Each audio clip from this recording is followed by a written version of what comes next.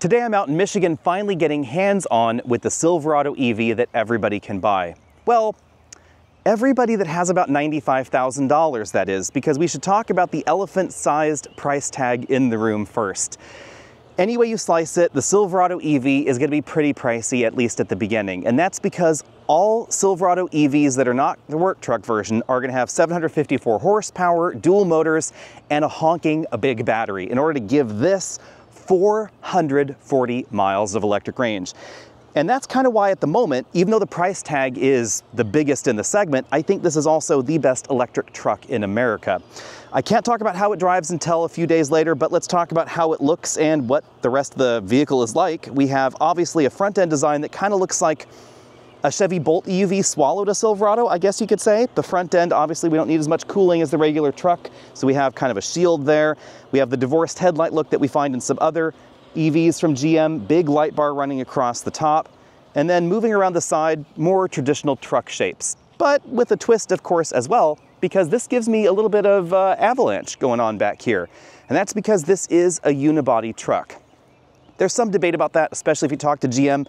They like calling this body frame integral. That means unibody, hint, hint.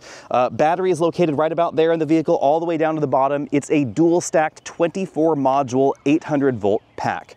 What's cool about this battery pack is that it can couple itself in series and function as an 800 volt pack. So you can charge really, really quickly, or it can put itself in parallel to drive the vehicle forward because the motors are about 400 volt nominal motors. Charging happens back here via an onboard CCS charger, no J3400 connector at launch. That may be coming a little bit later. And if you have access to the right DC fast charge station, you can take this 10% to 80% in under 45 minutes. This has the fastest DC fast charge rate of any truck in North America currently, over 360 kilowatts. It is lightning fast. And compared to that lightning, you will notice a huge difference because in a 10% to 80% charge window, this is going to get you more miles of range than the lightning has, period, to be perfectly honest. Also back here in the bed, you'll notice that we have AC power outlets. That's getting pretty common in electric trucks. This has a 7.2 kilowatt circuit and two 2.4 kilowatt circuits. And you can also offboard over 9 kilowatts of power using the GM vehicle-to-home system. Now, about that vehicle-to-home system, it's kind of expensive. It's about $7,500, $7,600. It will work with not just the Silverado EV, but also the rest of the Ultium lineup. But keep in mind, it's not going to work with any other EV out there. And we don't know if it's going to continue working with GM EVs once they move to the J3400 connector. If I were you, I would just use the 30 amp outlet in the bed. If you had a power outage at home, I would skip the expense of that automated transfer system. Let me know what you think about the design of the Silverado. I think that it looks really, really good, but there is one thing to keep in mind in addition to the price tag. It is a little on the heavy side. It's about 9,000 pounds in this version, somewhere just under there. GVWR is 10,500 pounds, which is why we have 8 lug wheels all the way around. We do have relatively wide tires, but I'm not sure where you would find load-rated winter tires that are 24 inches. Something to keep in mind if you're looking at the Silverado EV, you might want to get the models that are coming up with the smaller tires and wheels, maybe a little bit easier to find some of those tires aftermarket. Let's take a look up front. Unlike most of the Ultium platform vehicles that General sells in the US, this has a large front trunk. It is a little bit smaller than the one in the Lightning because this is not based on the regular Silverado. It's a dedicated EV platform, so there was no point in giving us room for a 5-liter V8 up front like we find in the Lightning. It is drainable, so you can actually use this area as, you know, whatever you want to put in there, dirty food, gym bags, whatever, and you can easily wash and hose it out. One thing to note though is this right here. This is effectively your spare tire. It's a can of Fix-A-Flat, and that is all we get. There's actually no spare tire in the Silverado. However, I suspect you could fit a spare in this cargo area up front. Some folks are going to be disappointed by that. I actually think it's just fine because it's still going to be a bit more cargo practical than the regular gasoline Silverado.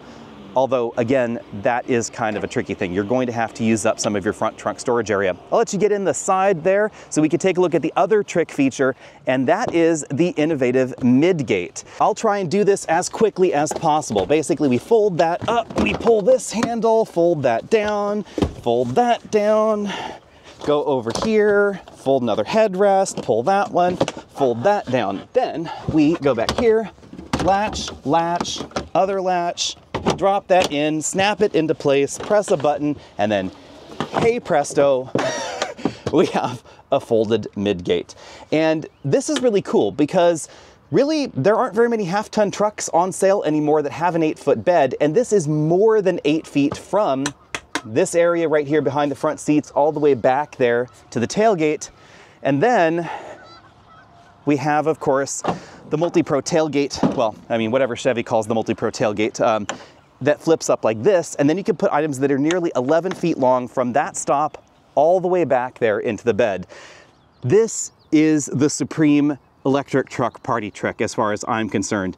This is extraordinarily handy. I don't know how rattly or squeaky this will be later in its life, and if you don't want to put this entire area down, it's kind of cool, you don't have to.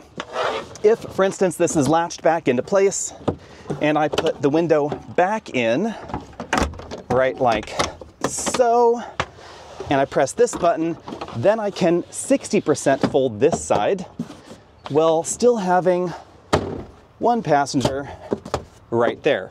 Still pretty darn handy, especially if you want to take a ladder from Home Depot. You can fit a 10-foot ladder in here basically and not really have to worry about strapping it down. What about the inside? Well, let's talk about the seats first. We have a pretty comfortable driver seating position with a ton of headroom. That's because we have this glass roof standard in the RST. We don't know what the complete Silverado truck lineup is going to be like yet, but at the moment the RST is going to have the glass roof, the work truck is not, so you will find a little bit more effective headroom in here. We have a pretty comfortable driver's seat with 4-way adjustable lumbar support, but the seat is a little bit different than the rest of the Silverado lineup. Now let's check out the back seats. This is again a big advantage for this versus something like the Cybertruck or the Rivian. We have an enormous back seat. Absolutely tons of headroom back here, even though my head is not above the glass portion of the roof. It is a fixed glass panel though, it doesn't open or anything like that. And of course we still have map lights back here for the rear passengers. As far as legroom goes, we have a ton of it. So this is gonna be really easy to put rear-facing child seats, a family of 4 or 5 really tall people, etc. But while we're down here, I should mention we do have an ever so slight hump, which is kind of surprising because a lot of gasoline trucks don't have a hump at all. There's also a small storage area there, 2 air vents, electric heated rear seats. I don't know why I said electric, because obviously they're not gas burning or propane burning, anything like that. And lots of room here in the middle seat position as well. Even though it's a little bit higher off the ground, still plenty of headroom. One thing I should mention that I noticed earlier is that if you were to install child seats in here, they put the latch anchors, or sorry, top tether anchor, on the back of the seat. I think that's actually handier than the weird loop arrangement that we find in so many half-ton trucks. You basically tilt this forward, run your top tether anchor through there, pop it back into place. Hey presto, you have your child seat properly fitted. At least for the moment, the Silverado is not going to be available with the bonkers tri-motor setup that we find in the Hummer EV. That means it is going to be a little bit slower 0 to 60. Chevy is saying it's going to be right around 5 seconds in most of the drive modes, below 5 seconds if you choose the fastest, most powerful drive mode, which unlocks all 754 horsepower. That is definitely swifter than the Lightning, but not quite as quick as the Rivian or, of course, the Cybertruck. Those are both absolutely bonkers 0 to 60, and it seems to all have to do with the curb weight of the Silverado EV. Be sure and let me know what you think about the design, the curb weight, and the performance specifications that Chevy has released. And of course, stay tuned because I should be able to talk about this a little bit later this week. By the time you're watching this video, it's only going to be about 2 days away from the embargo lift. So stay tuned because we do have this out on the road here in Michigan. At the moment, I can say this is without a doubt the best half-ton electric truck in North America. But it should be, because it is also wicked expensive. And if you're looking for a 6-figure truck, this is certainly going to be in the running. We don't know what Ram has up their sleeves, however. Ram has indicated that the Ram Rev won't be as expensive as many had feared. Translation there, it's going to be expensive, but maybe not this expensive. They're saying it's going to have more range than this truck, it's going to have an even bigger battery, and they are somehow claiming it's going to be lighter than this truck as well. Those are definitely things that I have concerns about: the weight, the price tag, etc. So we'll see if they can do it. And of course, if you're looking for an even lighter truck, we do have the Rivian, the Cybertruck, and the Lightning currently on sale.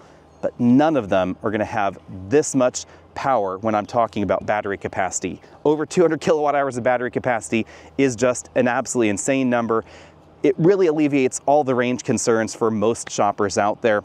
Even if you're towing and you only get 200 miles of range in a towing session, because it's only gonna take about 40 minutes to go all the way back to 80%, you'll have another 150 miles of range in that 40-minute DC fast charge session. For a lot of folks, that should be sufficient. If it's not, of course, just buy a regular Silverado. Anyway, let me know what you think about that down there. Stay tuned for the full video. Find us on Facebook, Twitter, etc. See all of you next week.